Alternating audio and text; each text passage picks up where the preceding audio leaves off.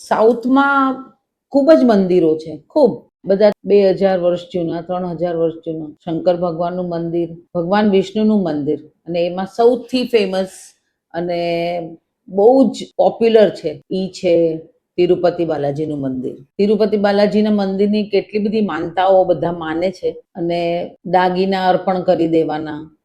અને એક બહુ જ ઇમ્પોર્ટન્ટ માન્યતા ઈ છે કે વાળ ઉતારવાનું. બૈરાઓ હોય કે પુરુષો હોય, એ લોકો જ્યારે વાળ ઉતારી દે છે તો એનું આટલું બધું મહત્વ શું છે? વોટ ઇઝ ધ સ્ટોરી કે બધા વાળ ઉતારીને માનતા પૂરી કરે છે?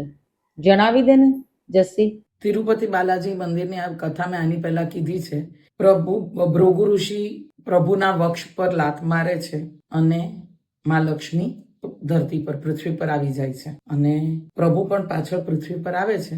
તો એ વખતે પ્રભુ એક જગ્યાએ જંગલમાં ધ્યાન કરતા હોય છે, અને એમની આજુબાજુ એટલો બધો આમ રાફડો ઢંકાઈ જાય છે કે અંદર પ્રભુ છે એ દેખાતું નથી. અને એક ગાય રોજ એમનો આંચળ ત્યાં ખાલી કરે. હવે એ ગાયનો જે માલિક, જે ગ્વાલા હતો ને, એ રોજ વિચારે કે આ મારી ગાયનું દૂધ જાય છે ક્યાં, એટલે એ એકવાર એનો પીછો કરીને જોવે છે. તો એ જોવે છે તો એને બહુ ગુસ્સો આવે છે, અને એ ગુસ્સામાં ગાયને મારવા કુહાડી આમ ફેંકે છે.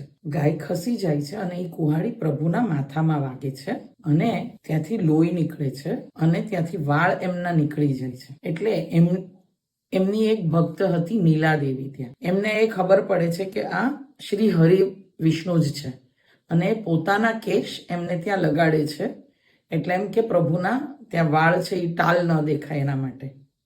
આ ત્યાંની લોકવાયકા છે, આપણા કોઈ ગ્રંથમાં નથી. એટલા ત્યાં મંદિરની જે માન્યતાઓ જે છે એમાં છે. અને પ્રભુ નીલાદેવીને એમ કે છે કે આજ પછી જે પણ એમના કેશ મને અર્પણ કરશે એની બધી મનોકામના પૂર્ણ થશે. અને આ એ જ વિશ્વાસથી લોકો ત્યાં જાય ત્યારે પોતાની એક લટ કે આખું કેશ, બધા વાળ ઉતરાવવું, મુંડન કરાવી લેવું, આ ત્યાંનો પ્રથા થઈ ગઈ છે. જે તમારો પ્રશ્ન હતો કે લોકો વાળ કેમ ઉતરાવે, તો આ ઈ પ્રથા થઈ ગઈ છે. આ ત્યાંની લોકવાયકા છે, આપણા ગ્રંથમાં નથી પણ ત્યાંના ગ્રંથમાં છે. અને આ જે કુહાડી વાગી હતી ને પ્રભુને, એનો ઘાવ આજે પણ તિરુપતિ બાલાજીમાં, બાલાજી પ્રભુને અહીંયા આગળ એમ કે માથામાં જે ઘાવ છે એ એનો જ ઘાવ છે. અને એટલે એમને ચંદનનો ને એનો લેપ લગાડવામાં આવે છે. અને કહેવાય છે કે એ ઘાવ હજુ પૂરો રૂજાણો નથી, એટલે પ્રભુને પરસેવો પણ થાય છે. હવે આ કેટલી સચ્ચાઈ છે હું ગઈ નથી એટલે મને નથી ખબર.